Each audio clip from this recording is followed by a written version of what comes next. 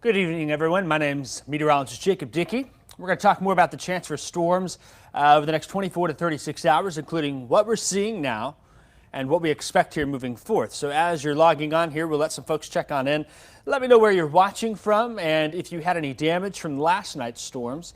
Also, if you have any rainfall reports, we would appreciate that. We'll take a look at both of those, some storm reports and rainfall reports also during this, and then talk about what tomorrow and tomorrow night will bring to parts of central Illinois. The time now is 7:27. The forecast will be valid through Saturday night into Sunday morning. I'll have more updates to the forecast on the news at 9 and 10 tonight, and of course, starting at 7 a.m. tomorrow morning. That's when we'll have some big updates on what we expect here. But we will talk about some of these showers and storms that are trying to bubble up now and why we're probably going to be quiet for at least tonight, meaning you should be able to sleep for many of us here. So that's what we got. We'll check on in here. First off, we look at radar. We're seeing a lot of this white color here. That's cloud cover filling on in. Clouds from storms that have been off to the south and west, and they've been noisy with lots of hail and wind. Thankfully, they've stayed west of our area. We do have a severe thunderstorm watch for some of our counties, but these storms in particular have brought most of the severe weather along the Mississippi River, west of Macoupin, Morgan, and Cass counties here. There have been a few showers and storms in some of those areas earlier today, but with this batch moving to the south and cloud cover in place, helping to put a cap on the atmosphere, I think tonight, for many of us, the chance for severe weather is essentially over. I won't rule out a few showers somewhere, though, tonight, maybe a few rumbles of thunder, but the threat for severe weather tonight looks to be very low from here on out. That's not the case, though, as we head into tomorrow. Let me show you the watch real quick. It's just for a few of our counties. It got issued this afternoon around 2, 3 o'clock. Macoupin, Montgomery, and Fayette County until 10 p.m. No watches anywhere else. I think we're okay tonight. These may even get cut early based on the motion of those storms. And so that's some good news here. So with the rain and storms there, the clouds, I think you're going to be okay tonight. These are those storm reports. We continue to add icons as we find out information. Seems like in central Illinois, the worst damage occurred south and east of Champaign towards places like Broadlands, Allerton, Sidney, over towards Chrisman. We had Metcalf and Hume had some damage reported. Places south of Seidel with some 70 to 80 mile per hour straight line winds there. No tornadoes occurred last night. This was a straight line wind event. There was one tornado that did touch down. The National Weather Service confirmed that. That was up in Knox County, up towards London Mills and Galesburg area. And that storm, that tornado had 110 mile an hour winds. It was embedded in a swath of 70 to 90 mile per hour plus winds. And that was the main storm that came on through here and caused most of our problems last night. That's the rainfall totals too. This is our highest report that we've seen from the National Weather Service, 5 miles northwest of Oliver. That is in Clark-Edgar County areas. That's south and west of Paris, north and west of Marshall. A lot of folks there, 6, even 7 inches of rain just last night. Between the wind and the rain, a lot of crops have been affected, blown over. They should stand back up, but you can see some of those other reports. You can see damage photos and rainfall reports on our website, WCIA.com. Let's check out our future track and talk about tomorrow. Here we go. 11 o'clock tonight, things are looking quiet. A few showers, maybe a rumble of thunder tonight. That's it. Much more quiet compared to where we were last night. Tomorrow, then, I think our first chance for severe weather will come into the afternoon for areas north of Interstate 74. There's a cluster of storms that we expect to develop in east and southeast Iowa, and that will move to the east. The question will be, where does it put itself? Where's the axis going to be? Could it be a little more south? That's a possibility. Could it be a little more north? Yeah, that's a possibility too. So I think we're going to draw that line at Interstate 74 for the afternoon round tomorrow. South of there, folks may be heading to the lake tomorrow. It'll be in the low 90s, heat index values mid to upper 90s. Should be dry for most of the day in Moultrie, Shelby County, for Lake Shelbyville, Clinton Lake, some of the other places.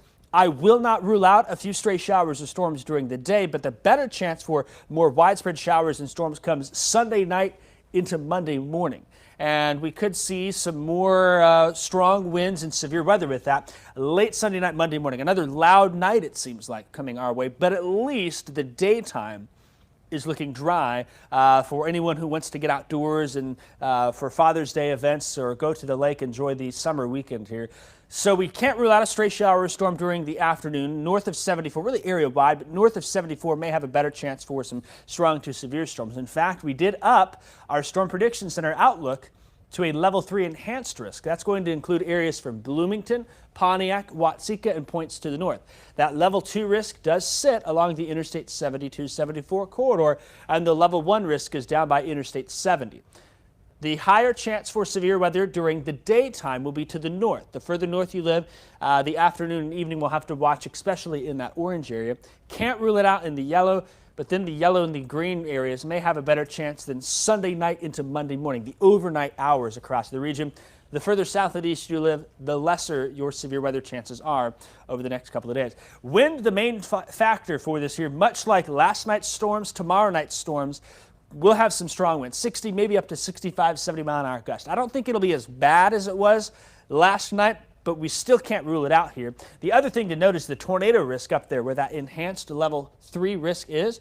We're at a 4 out of 10 in the scale here. It's a bit higher. It's not too high, but it's the highest we've had all weekend here. And we'll have to monitor to watch that initial round here. It moves south 30 or 40 miles on that eastward track, and that brings it through some of our counties. If it stays north, then we may not have to worry about anything during the afternoon. You can count on us to watch it. We'll keep you updated and keep a close eye on it. But other than that, it's a 2 out of 10 for much of the area. So again, the severe weather impacts, this is the big look here. Low threat for tornadoes, the highest threat probably up by I-80.